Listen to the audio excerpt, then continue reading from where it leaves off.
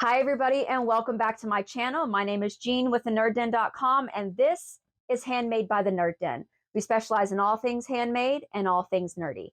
Today is the second part of a two-part series for Sublimation 101. Last week, we went over exactly the top 6 things that you need to get started in sublimation. The link is down in the description if you haven't seen that video. Today, we are going to go over the top 15 things that I have learned in my sublimation journey. So let's get started.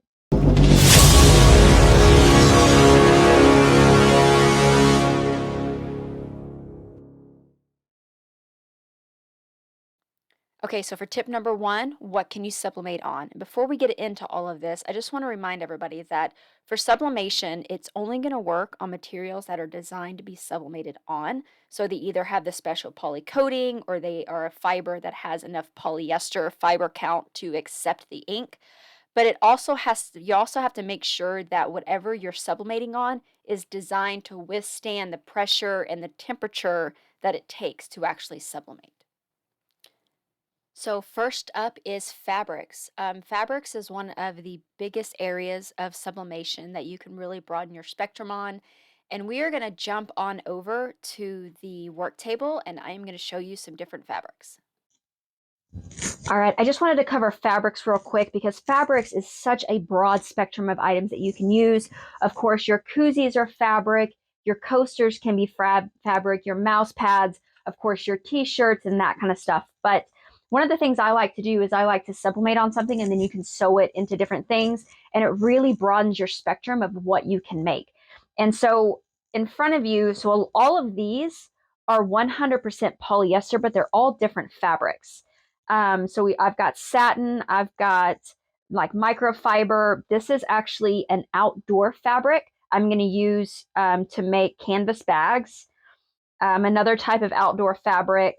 All of these and I think this is actually burlap.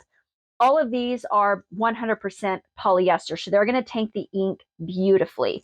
This is actually from this is a polyester blend, so this is 60%, 30%. This is off of a Gildan t-shirt. And so you can sublimate on things that are not 100% polyester. But as you can tell the difference, it is not going to be as bright because the more polyester, the brighter your item is going to turn out. Now, some people ask if you can sublimate on cotton, and yes, you can, but I wanted to show you the results of sublimating on cotton. So this was a straight press sublimated, and then this is after just one wash. So I sublimated this one, the 100% cotton, and then I just took it over to my sink and I just kind of put some laundry soap on there and moved it around, and then I dried it in the dryer, and this is the result. So yes, you can sublimate on 100% cotton, but it is going to fade out over time because the cotton is going to hold the ink, but it is not going to bring the ink in. Those fibers aren't going to open up and seal in the ink the way polyester does. So one of the things that I like to do is I'll just go to Hobby Lobby or to Joann Fabrics, and I will just walk around and I will look at the bolts of fabric and see which ones are 100% polyester. Once I find some that are 100% polyester, I'll get about a quarter of a yard, bring it home, test it out, see how I like it, and then make up ideas from there. So I just wanted to show y'all all the different, every single one of these is a different type of fabric. And so 100% polyester is the best when it comes to fabric. You can do blends, but at least 60% or higher on your polyester count. Other items that you can sublimate on are going to be ceramics, glass, metal, wood, and plastic. Just make sure that when you're looking at your blanks and you're shopping around, that whatever you are purchasing has sublimation in the title. So normally it'll say sublimatable coffee mug or sublimation tumbler, sublimation glass mug, whatever it is. You can't just take a regular coffee mug and sublimate on top of it because it's not going to have that poly coating that you're needing. So just make sure that whenever you are uh, looking around and trying to find blanks that you want to use, just make sure that they are specifically designed to do sublimation. All right, so for tip number 2, color is key. No matter what you're printing, always make sure you kick up the vibrance and kick up the saturation. No matter what printing software you're using, it's going to give you a more vibrant print, which will in turn give you a more vibrant press. And we're going to jump on over to the work table real quick, and I'm going to show you what I mean. Okay, so here we are at the work table, and as you can see, I have two coasters side by side. The one on the right was printed just as it showed on screen, and the one on the left, I actually kicked up the vibrance, kicked up the contrast, and kicked up the saturation. And as you can tell, there are two very, very different pictures. This one is vibrant, it is very high color, where this one is more of a muted, lower tone colors. So always remember saturation, vibrance, and color is key. Always remember to reverse your image before you print. When printing an image for sublimation, you need to print it in a reverse or a mirror image format. This is because when the image is sublimated onto a substrate such as t-shirts or mugs, the ink is transferred in a mirror form, meaning that it will appear in the correct orientation on the final product. To print an image in reverse, you will need to use software that allows you to flip or mirror an image horizontally. If you don't have a software to do that, some of your printer settings will allow you to select mirror image when you print. It's important to remember that when printing in reverse, any text or other elements that are part of the design will also need to be reversed so that they will all appear correctly on the final product. Now, the only exception to this rule that I can think of is when sublimating on a glass cutting board. You do not need to mirror the image. This is because, unlike other substrates such as fabrics or ceramics, the sublimation ink is applied to the back of the glass cutting board rather than the front. As a result, when you view the finished product from the front, the image is going to appear in the correct orientation. Therefore, there is no need to mirror the image before sublimating onto a glass cutting board. Invest in butcher paper. Butcher paper is often used in sublimation as a transfer medium for the sublimation process, but it really has three key roles.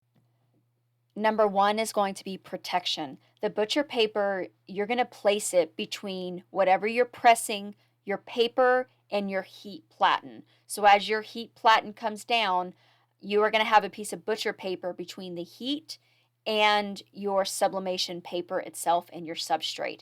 This is going to protect your heat platen, your press itself, from ink that may bleed through the paper and get onto your heat platen.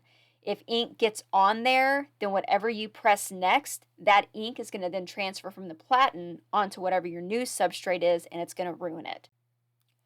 Another thing that butcher paper is going to do is when you put it inside your t-shirts, when you're pressing a shirt or fabric or whatever it is, make sure you always put butcher paper between inside the shirt. That is going to protect the opposite side of the shirt from, again, the ink bleeding through as it presses and ruining the other side. The second thing that butcher paper is going to do is it is highly absorbent, so it is going to draw any excess moisture or sublimation ink away from the printed image during the sublimation process. This is going to help prevent smudging and bleeding of the image and is going to ensure that it transfers cleanly and clearly onto the substrate. The last thing that butcher paper is going to do is it is an effective insulator, and it's going to help distribute the heat evenly across your substrate during your press. And this is going to help prevent hot spots, uneven transfer of ink, and it's going to help with your ghosting. So overall, using butcher paper is going to give you cleaner transfers, is going to protect your heat press, and is also going to decrease the chance of ink bleed. Is always use blue heat tape, not yellow. Yellow heat tape has a tendency to leave a yellow film on your t-shirts, on your tumblers. A majority of the substrates, you're going to have a yellow film that is left on there from the tape that you cannot get off. Always use blue heat tape. Here I am going to get some kickback down in the comments section. So I want to start by saying it's not impossible. But my advice is to avoid printing an image and trying to press an image that is bigger than your heat press. There are three major reasons. Number one, you have the chance of not getting an even heat distribution if the image is larger than the heat press, which is going to lead to uneven colors, some ghosting, and complete transfers. Number two, if you have to move the image or the heat press itself, if say you're using like a Cricut press to cover multiple sections, you do have the chance of getting double exposure and image distortion due to the fact that you are moving whatever your substrate is, or you're moving the heat press to press a larger area. And the third one is a lot of people who do larger than what their heat press is they're having to put together multiple prints and taping them together to make one larger print. Now again, the risk of this is developing press lines from the sublimation paper where you're joining it together. You'll actually see that line if you don't press it hard enough. So, and all of those issues can lead to wasted materials and wasted time. Always remember to check if your substrate or your blank has a protective film, and make sure you remove it before you sublimate on it. Some blanks are going to come with a protective film. It helps protect the poly coating during shipping and storage. I have run into this on license plates, bookmarks, dog tags, and MDF or wood coasters. There are probably some other blanks out there that also have the protective coating, so make sure you read all the instructions from the manufacturer before you try and sublimate on them. So we are going to jump on over to the workbench real quick so I can show you what this protective film looks like on the pieces that I have. All right, everybody, we are over here at the work table, and I have a bookmark, a dog tag, and a license plate.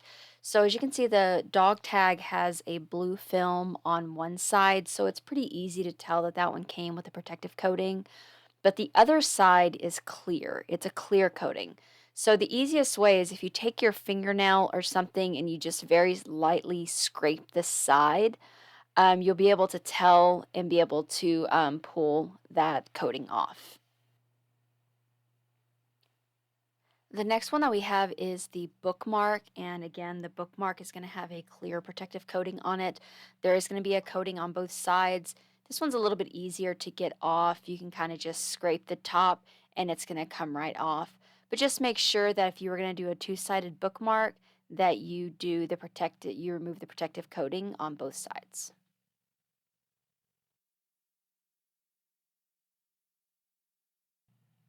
And then the last one we have is the license plate.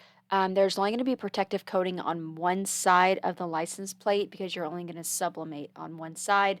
And normally it is like a yellowish film that comes with it, but if you get one that looks just straight white, make sure you check that there isn't a protective film on there.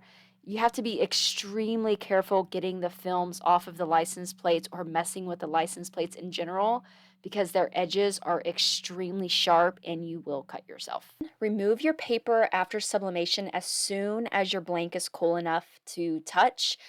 This is extremely important. If you leave the paper on too long, it can continue to cook and bake, and then it can cause ghosting or blurring of the image.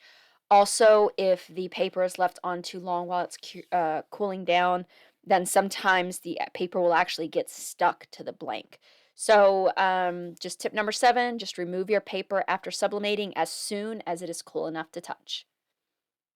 I just recommend investing in a paper cutter. It is not going to replace your scissors because you are going to need that for more intricate patterns, things that have curves and all of that. But if you have a lot of tumblers you need to do, a lot of coasters, a paper cutter will help you get those cut out a lot quicker and will also ensure that you have nice straight lines. So invest in a paper cutter. You can get them for about $10 on Amazon. So for the next tip, I just want to recommend investing in heat shrink wrap sleeves for tumblers. This is mainly if you're going to be using an oven or a convection oven. It's really going to help give you a better press, a tighter compression for your sublimation paper, and it's going to help reduce the ghosting at the top and the bottom of your tumbler. Let's jump on over to the workbench, and I'm going to show you what these look like.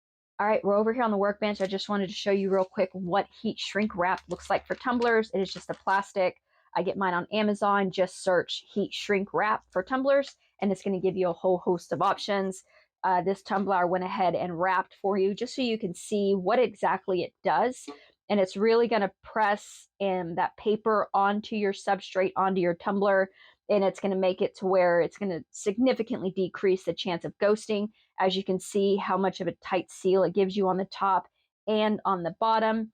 And just really, really good, mainly used if you're using a convection oven or a regular oven. If you are using a tumbler press, you really don't need to use heat shrink wrap, but it's extremely helpful if you are using an oven or a convection oven. Okay, on to our next tip. So for your next tip, I would recommend tearing the edges of your paper.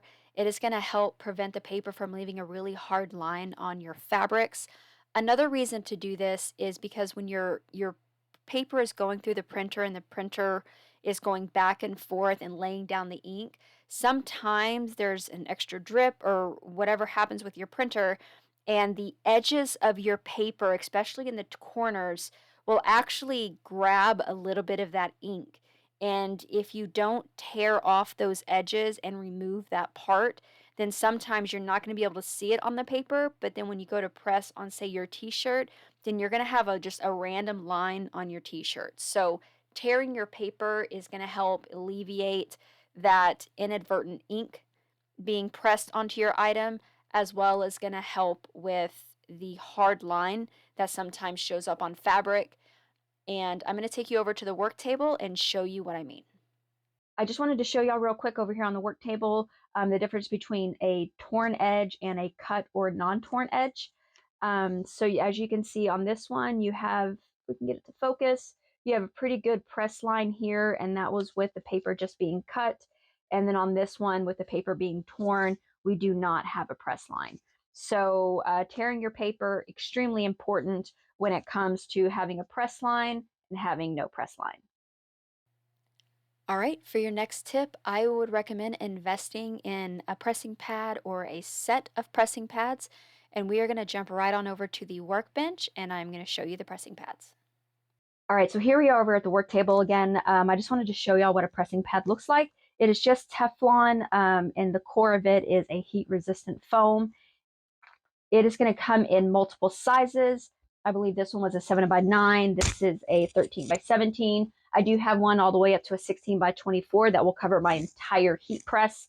So again, I get my stuff on Amazon. Just search for heat press pressing pad and choose which option is going to fit you best.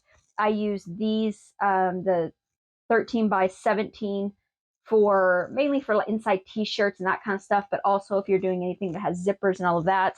I mainly use the smaller size. These are great for doing sleeves, keeps them nice and flat and even. So pressing pads are just going to help you get a better press. They are not a required thing to do. You do not have to have them if it's not in your budget, but they are fairly inexpensive and will actually open up the doors for you to be able to do more stuff. Okay, on to the next tip. All right, this next tip is very important. Always pre-press your fabrics. I pre-press my fabrics for about 10 seconds on whatever the temperature I need is, which is normally 400 degrees. This is going to help remove moisture and just give you a better press altogether. We are going to jump over to the work table, and I'm going to show you why it is important and what a pre-press versus non-pre-press looks like. All right, so I wanted to show y'all the difference between what a pre-press finish looks like and a non-pre-press. So I pre-pressed the towel on the right at 10 seconds, for 10 seconds at 400 degrees. Before I did my press, I let it cool down fully, and then I put on my pattern and did the full press. The one on the left, I did not do a pre-press. I just went ahead, put the pattern on, and I pressed it for 60 seconds at 400 degrees. So both of these were pressed for 60 seconds at 400 degrees. But as you can see, the difference between the two, this one is nice and vibrant and even tones, and this one is duller. We've got some ghosting on the edges here, and we didn't get a full press on the inside because of the additional moisture. So pre-pressing, very important for any type of fabric, whether it's going to be your koozies, whether it's going to be a mouse pad, a shirt, whatever it is. If it is made of fabric, then you definitely need to pre-press at least 10 seconds at whatever your pressing temperature is going to be. All right, on your next tip, just make sure you clean your substrate before sublimating. So if it's a tumbler, just kind of wipe it down with a little bit of alcohol on a paper towel or a microfiber towel. Same thing for your metals, ceramics, all of that. If it is a fabric, then just use a lint roller, one of the sticky lint rollers, to get any, loose fibers or dust or, in our case, dog hair, since we have 4 dogs, just removing any of that. For fibers, I would do the lint roll before you pre-press and after you pre-press before you do your full sublimation on it. So just make sure you clean your substrates and you have the cleanest base possible to get the best result. All right, and for tip number 15, I recommend printing your patterns a little bit bigger than you actually need on what your substrate is. So I do this on my coasters, license plates, koozies, mouse pads, basically anything where the image is going to go from edge to edge. I will print just slightly larger than the substrate. That is going to give me a good bleed area. So we are going to jump over to the workbench and I am going to show you what I mean. All right, so I just wanted to show you real quick the difference between giving yourself a really good bleed area and a non-bleed area. The coaster on the left is a 4x4. It was done with a 4.25 and a 4.25 print. And as you can see, we have a nice color that goes all the way to the edges, where the one on the right, it is also a 4x4 and it was printed at 4x4. So a couple things to remember. Sometimes your printer is going to print um, you'll put in 4x4, but it won't be exactly 4x4. And that's whenever you're going to get these lines. Also, whenever you are printing just to your edge, you put the pattern on. If there's a slight shift, then you're going to get your holidays or your open areas where you can see the base of your substrate. So it's just important to print a little bit bigger than your substrate itself, depending on the item. All right, and for your bonus tip, I would recommend just keeping a journal.